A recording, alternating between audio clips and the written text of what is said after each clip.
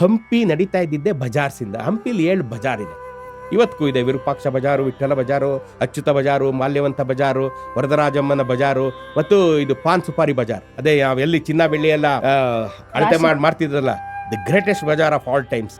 ಅದೆಲ್ಲ ಸೇರೇ ಒಂದು ಹಂಪೆ, ಒಂದು ವಿಜಯನಗರ. ಇವ್ರು ಕೆಂಪೇಗೌಡರು ಇದನ್ನೆಲ್ಲ ನೋಡಿದ್ರು. ಓಹೋ, ಮಾರ್ಕೆಟ್ ಕಟ್ಟಿದ್ರೆ ನಮ್ಮಲ್ಲೂ ಬಿಸ್ನೆಸ್ ಆಗುತ್ತೆ, ಬಿಸ್ನೆಸ್ ಆದ ದುಡ್ಡು ಬರುತ್ತೆ. ಇಲ್ಲು ಕಟ್ಟಿದ್ರು. ಡೇ ಒನ್ನಿಂದ ಈ ಪ್ರಪಂಚದಲ್ಲಿ ಯಾವುದಾದ್ರೂ ಊರು ಬಿಸ್ನೆಸ್ಗೋಸ್ಕರ ಅಂತಾನೆ ಕಟ್ಟಿದ್ರೆ ಅದು ಒಂದು ಹಂಪೆ, ಇನ್ನೊಂದು ಬೆಂಗಳೂರು.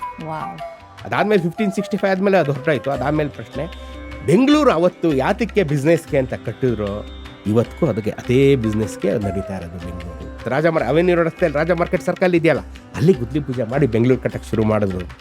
ಅವತ್ತು ಯಾವ ಕಾರಣಕ್ಕೆ ಕಟ್ಟಿದ್ರು, ಇವತ್ತು ಅದೇ ಕಾರಣಕ್ಕೆ ಬೆಂಗಳೂರು. ನಿಮ್ಮ ಹತ್ರ ಸ್ಕಿಲ್ ಇದೆಯಾ, ಟ್ಯಾಲೆಂಟ್ ಇದೆಯಾ, ನೀವು ಬೆಂಗಳೂರವರು.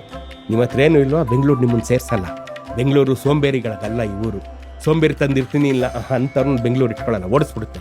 ಇಲ್ಲಿ ಬಂದು ದುಡಿತೀನಿ, ನನ್ನ ಟ್ಯಾಲೆಂಟ್ ಇಲ್ಲಿ ಇಡ್ತೀನಿ ಪಣಕ್ಕೆ ಅಂದರೆ ಬೆಂಗಳೂರು ತನ್ನ ತೆರೆದ ವಾಹಗಳಿಂದ ಎಲ್ಲ. ಪೂರ್ತಿ ಎಪಿಸೋಡ್ ನೋಡೋದಕ್ಕೆ radio Azim Premji university YouTube ಚಾನೆಲ್ನ ನೋಡಿ, ಆಮೇಲೆ ಸಬ್ಸ್ಕ್ರೈಬು ಮಾಡಿ.